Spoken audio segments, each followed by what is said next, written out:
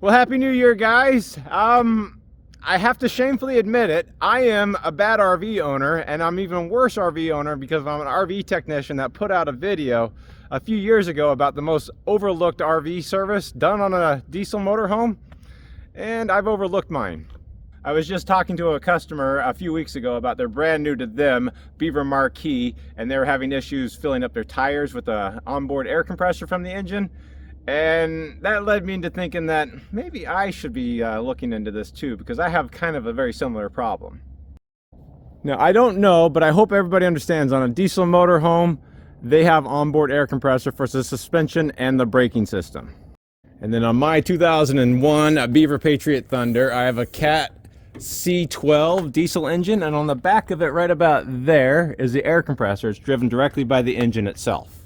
Now, Beaver Motor Coach did go ahead and put a decent service bay back here in the engine compartment that allows me to hook up to that onboard air compressor and protect my tire pressures and drain the tanks that are on board here. Now, when it comes to compressing air, even though it's a desert here, those things floating in the sky are clouds, are water vapor, and even down here there's water vapor in the air here too. And so when you're compressing air, you will get water in the lines. And so all these diesel motorhomes have what's called an air dryer on them to reduce the amount of moisture that gets in the tanks to cause tank damage. And the dryer is a filter dryer, so it has desiccant in it too. And that's supposed to be changed out periodically. And a lot of manufacturers like to hide that whole thing. Now on mine, it's way back here. It's hard to see. There's the dryer right there. Now usually there's like two types of air filter dryers. One just looks like a great big huge oil filter that spins on as a direct replacement. And the other one is not self-contained, it gets bolted on. You have to take 4 bolts off to take the cap off to get access to the actual filter underneath it. Now unfortunately, Beaver did not give me a lot of access to that filter dryer. Now if I go underneath right here where you can see right up here, it kind of says hand tighten only. Let me poke at it. That's it right there. This is the hydraulic pump for the leveling system and the slides, and I don't really have great access to that either. And so I'm concerned that my filter dryer, it might be a little bit past its wear date, because I've never changed it out, and I don't know if the previous owner did either, because it's a pretty bad location that's not easy to service, and it should be changed out. And that's the one service that everybody seems to overlook on these RVs, because manufacturers like to hide that filter dryer where it's very difficult to service. Now, so the first thing I need to do is kind of show you what I'm talking about here. To go all the way back here. So while I could just unclip the bedroom floor right here, I can't lift this up until I put the bed up. Which can be a little bit dangerous because that is a pretty heavy bed. But now I can open up the floor here. And then as we peer down inside here, let's see. It is still right here. With all the hoses over the top of it, it's not very good access to here either. So you can see why it doesn't get changed out or serviced very often. Now I know some might be saying is, how often do you have to service that? That's where it gets complicated. Most of these schedules are kind of designed for heavy-duty semi-trucks, and they say about every 18 months or 100,000 miles. But I think at least every 3 years seems about reasonable in an RV. But I think the manuals mostly say about every year to 3 years. Probably every 3 years is what it probably should be. But don't quote me on it, because, you know, follow your manuals for all your guidelines and service intervals. But basically nobody does them until it's too late. So I don't want to do it when it's too late, and I don't have very good access from up here. So what my plan is, because my hydraulic pump is right there too, and one of the last things I like to do on these hydraulic pumps is access them from underneath, is make a service access panel right in this ABS plastic right there that the fuel filters are mounted to. Probably not a bad time to change out my fuel filters while I'm at it. It'll add to the list. And while I guess I could probably struggle from doing it from underneath, like I said, adding this access I think is going to help out a lot for me down the road, or the future owner or service technician that might work on this. I don't think it's going to be taking too much. I'll just take these two housing's off. There's just 4 bolts holding them on. I'll kind of drop it out of the way, and then I'm going to cut out this ABS, kind of like a little picture frame all the way around, and then I'll just cut a piece of ABS to screw in place so the future person can just take out the 4 bolts on the housing, and then the whole plastic cover will come down. A lot easier than trying to remove this entire box right here or work in the ground down below. So let me just do that real fast. Now please don't feel too bad if you've never done this, because like I said, almost nobody does this service ever. A lot of the fault is the manufacturer. They don't tell you about it, and they put it in a very difficult to service part. Now, this one's going to be a little bit harder. So let's get a 7/16 deep well socket there. And on the back of this right here, you can see what I'm looking at. There's the fuel lines for that fuel filter, water separator, and this is the other one for the actual fuel filter. So I just have to get on those right there, and then we'll unbolt it. It's not too much back here I have to worry about cutting. Now, I don't really expect this to solve the problem I'm having with my air system, but I'm going to be working on it anyways. Why not have a new air filter dryer in place anyways to know that it isn't causing a problem, even though it doesn't look like the original one that was on there, so it probably has been serviced. So now I just have to pretty much just cut right across here, give myself some pretty good access. I'll just be doing that with my oscillating multi-tool right here. So I'll just go ahead and use a awl and a steel rule to kind of scribe in where I'm going to be cutting it. Won't be anything exact. I do want to just leave a little bit of a flange all the way around. Haven't really decided yet. But this is just ABS.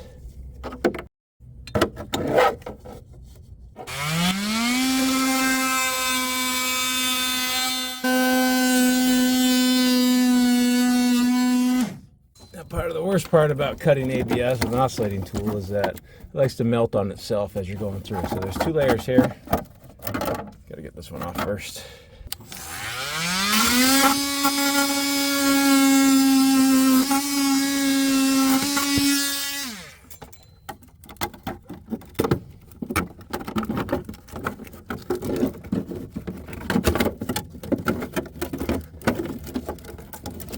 You know, in my mind that was easier.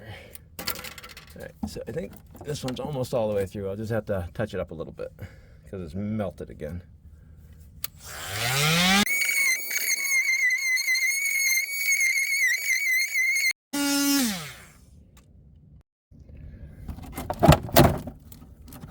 See? Easy. So much easier, right?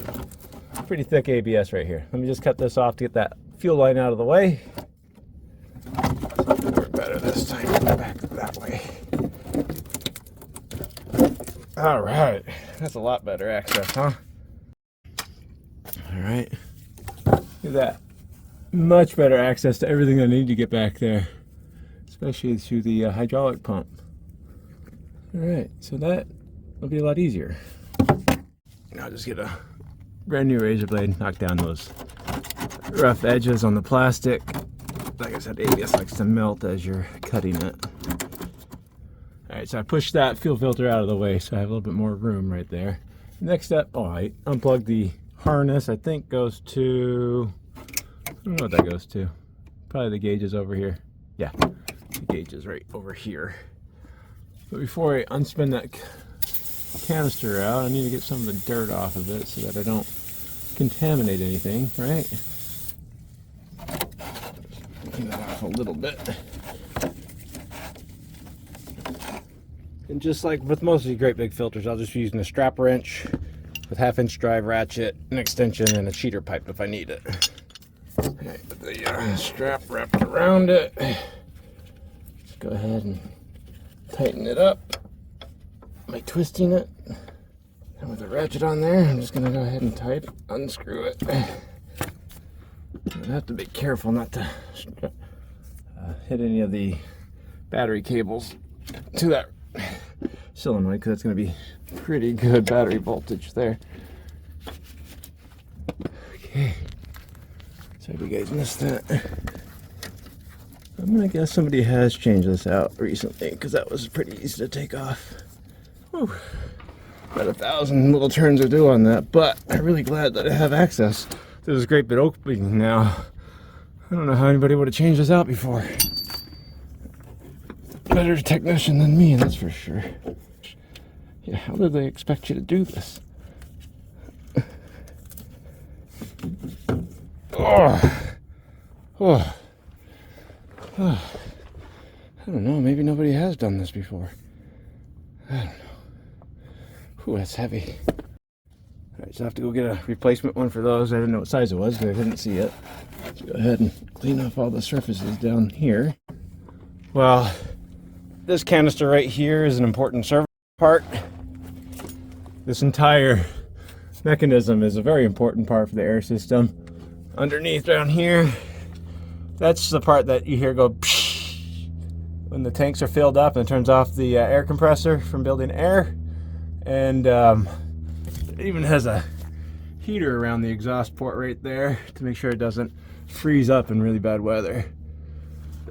Sometimes there's a shuttle valve in there that gets stuck, and you can rebuild that using a cartridge rather than changing the whole thing out. But that's what we look like. Not too bad. Let me go ahead and cover over the top of that while I go get some parts so nothing falls in there, right? I'm calling this one a Midland Grau. That's the only part number I see on there, so we'll just match that up. They've determined anything. Who's to know? Can't say it looks incredibly filthy or anything in there. Alright, so I did find out that I did have to order that air filter dryer. So while I'm waiting for that to show up, and I get you the part numbers, let's move on to remounting everything and making an access cover for it. Now I think what I want to do is basically put a pretty nice aluminum bracket on the backside of our plate, and then I'll be able to access to the bolts really easy right there. And then I think with this right here, alright, looking at the fittings here, they look like they can swivel, and I can put those up, and then I can bolt that at the pretty much the same height as the other one right there. And then I think that'll make putting a cover on over the top a lot easier and much nicer for the next guy. So down here I have some spare aluminum plate that I think is going to be strong enough. It probably looks to be about 1/8 inch thick, but it's going to be a little bit too wide, both that direction and too long. So I think I just need 2. Those are so the top of that. So if I call that 2 inches, I think that's about fair. It's going to be about 14 1/4. But we might as well go 14 1/2, right? That's always better to go bigger. You know, I was going to go ahead and just use that, but then I found that I had some 2-inch tube aluminum that's 2 inch. So what I'm going to do is actually just turn this into 14 1/2 inches long stick, and then rip it down to make a C-channel out of it. Give it a little bit more strength than just the plate or the plate aluminum would be. Okay, halfway there.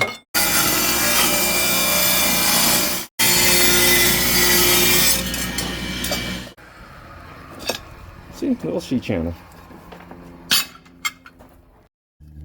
Alright, so then this is just going to go right behind, right about there. I just have to through bolt those.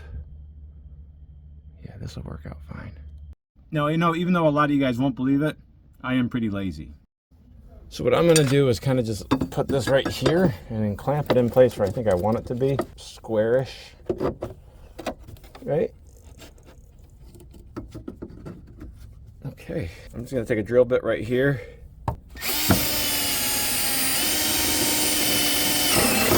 The drill hole, and then I'll drill another one right over here. Now that marked everything I needed to mount this a lot easier. I'm just going to install a 10 by 24 nutsert in these holes that I just drilled. Just going to use a unibit right there. Perfect. Right, here it is. It's 10 by 24. Screw that on, put it in here. It kind of works just like a rivet gun.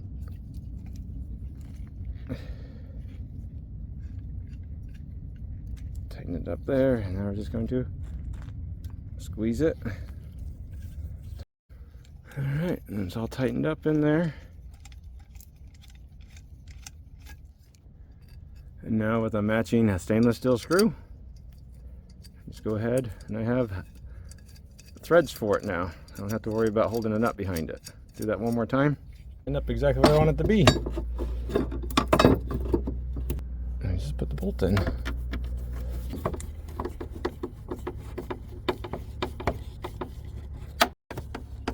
Okay, with that installed now, just drill some holes right there to remount this fuel water separator.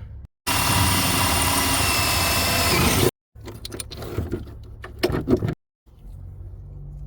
use new lock washers and put it back on.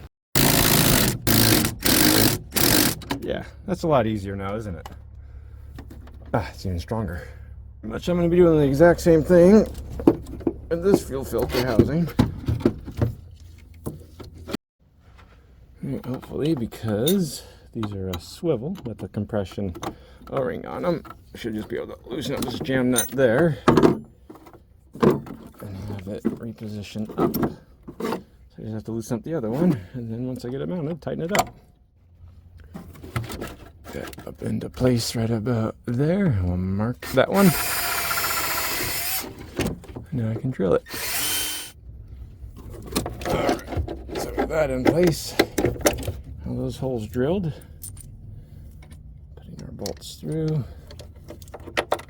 and then you're going to have a hard time convincing me that the next guy isn't going to be a little bit happier to just have to do this.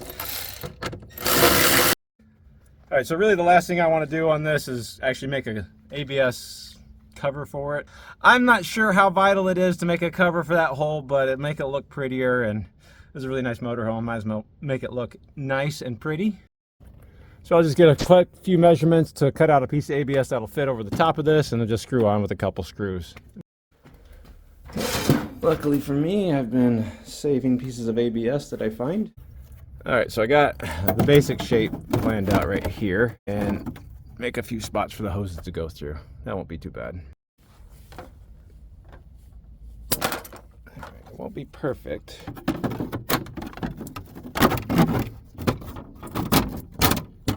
Good enough, right? I think it looks acceptable. Drill a couple holes on the corners, put some screws in, and man, nobody will ever know that I made an access plate right here. No, I'm sure really smart people would be able to figure out that that wasn't there from the factory. I think everybody else would be convinced that the factory installed that. And now they have much better access to the stuff back there that Beaver installed. And you know, I'm right here. I might as well go ahead and replace my fuel filter, my fuel water separator, and my hydraulic fluid filter. Why not? Luckily, I went ahead and I got those replacement parts too. I figured now is as good a time as any to drill a better hole.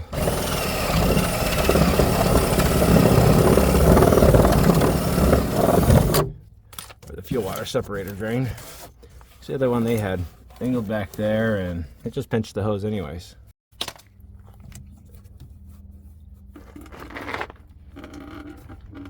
Alright, I'll drain all that out. Alright, so with those two done, my guess is this one didn't need to be done at all. This is just transmission, not transmission, but hydraulic fluid.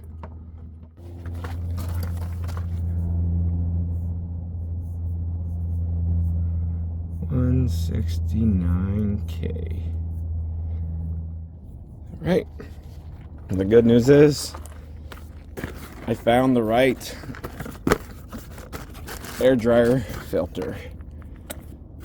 And it took a little bit longer than I thought it was going to, but it's a Haldex DQ6036, and it comes with an important cartridge in it too that I've never seen before. So let me take my panel back off, and we'll finish up this job that was supposed to be maybe an hour long the next day. Oh yeah, much better. So the first thing we have to do is take out the old part, which is right here. Looks like maybe. I'd say it definitely looks dirty in comparison to the new one. I guess the new part, yeah, a little bit more glue on it than probably we need to have on it. I don't know how important that is, but it doesn't look right to me.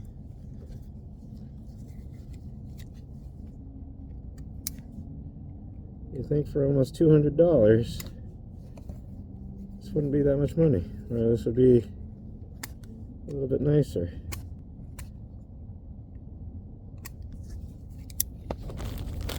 I guess that's what you think. Okay. Alright. Looks like it comes with a grease packet too, so I'll go ahead and grease up the gasket here, the O-ring there, and probably the threads here so that the next guy won't have a problem. And I am following all the instructions right there. So it's a hand tighten to 120 to 240 inch-pounds. How do you hand tighten to 120 to 240 inch-pounds? Seems like you'd need a tool to know how tight that is. Sure is nice having access right here for it though. Much better than doing this from down below. I'm not sure I could have done this without this access hole here. This is very tight. Got the hoses running on top of everything.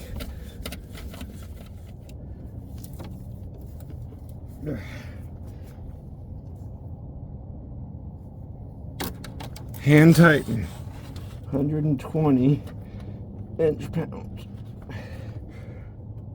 240. Seems tight to me. Go ahead and connect this back up because it was in the way. Go ahead and start it up, I guess. Oops, I forgot to tell you guys. I put it into kill up there so I wouldn't accidentally start it.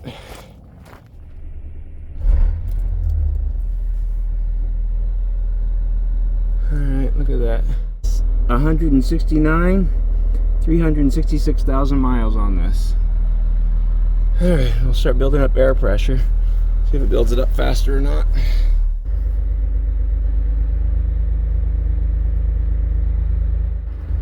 I can say it does feel like it's filling up a lot faster than it was before. Like crazy fast.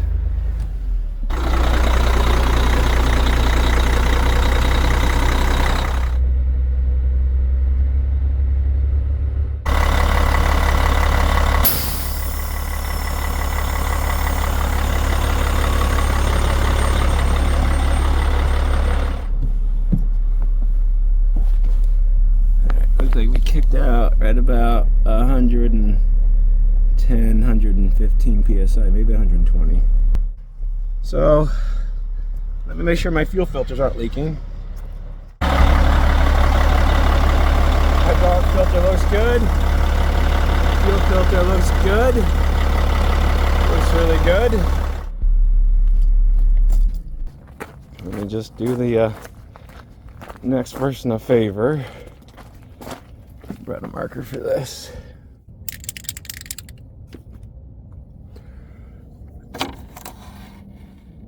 One 25 69 K.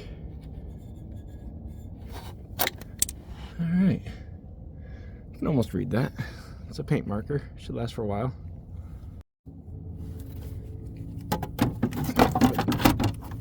That bag gone, and this simple, easy job that wasn't going to take me very long to do is now almost done. Now it has a lot better access to the next person. That's nice. Good job, James. Unfortunately, there's one more thing I do want to do. Have to hook up the air line right here so I can see if it's going to work or not. But I think that's going to be more than enough for me today because I'm just not feeling very good right now. And I will save this from the owner's manual for the next owner. Now I can proudly say that now I know that most of my filters have all been replaced now. All the services that probably need to be done have been done. Unfortunately, I can't say that I've washed the RV in a while, but I will give you one follow update, because about a year ago I did that update on the mirrors, and I just thought I'd let you guys see how it looks now. I think if hindsight was a thing, I'd buy a little bit more expensive vinyl wrap that's chrome, because I think in the sunlight they do show a little bit more of those micro little scratches in them, but otherwise I still think it looks pretty good. It's a decent repair rather than buying whole new mirrors. But it is time for me to wash this thing for sure and get it out of the sun. Just a few more things on the list of things to do. Happy New Year, guys. I'm gonna say you guys have watched me do almost all the services that need to be done on this motorhome now. I'm all cut up, which is great because I'm gonna be taking this out on a little bit of a trip and trying to enjoy it finally.